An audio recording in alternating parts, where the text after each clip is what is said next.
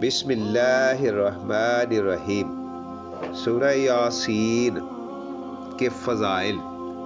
سورہ یاسین مکی سورت ہے، اس میں 83 آیات اور 5 رکوع ہیں۔ یہ تلاوت کی ترتیب کے اعتبار سے 36 نمبر سورت ہے۔ سورہ یاسین کا آغاز حروف مقطعات میں سے یاسین سے ہوتا ہے۔ اس مناسبت سے اس سورت کا نام سورہ یاسین ہے۔ سورہ یاسین بہت فضیلت والی سورت ہے، اسے قرآن مجید کا دل قرار دیا گیا ہے۔ حضرت محمد رسول اللہ صلی اللہ علیہ وآلہ وسلم نے مردوں کے پاس سورہ یاسین پڑھنے کی ترغیب فرمائی ہے۔ سنن ابو داؤد 3121۔ ایک روایت کے مطابق جو شخص اللہ تعالیٰ کی رضا کے لیے سورہ یاسین پڑھتا ہے، اس کے سابقہ گناہ بخش دیے جاتے ہیں۔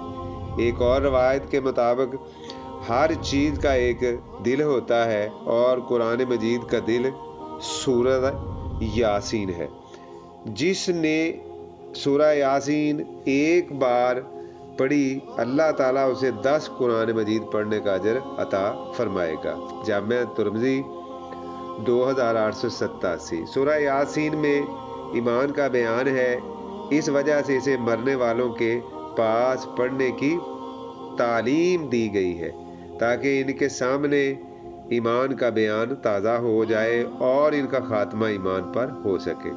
سورہ یاسین کے شروع کے حصے میں رسالت کا بیان ہے۔ اس سلسلے میں ایک ایسی قوم کا واقعہ ذکر فرمایا گیا ہے جس نے حق کی دعوت کو قبول نہ کیا بلکہ حق کے داعیوں کو ساتھ ظلم اور بربریت کا معاملہ کیا، جس کے نتیجے میں حق کے داعی کا انجام تو بہترین ہوا، لیکن حق کا انکار کرنے والے اللہ تعالیٰ کے عذاب کی پکڑ میں آ گئے۔ سورہ یاسین کے دوسرے حصے میں اللہ تعالیٰ کی وحدانیت، نعمتوں اور اس کی قدرتوں کا بیان ہے۔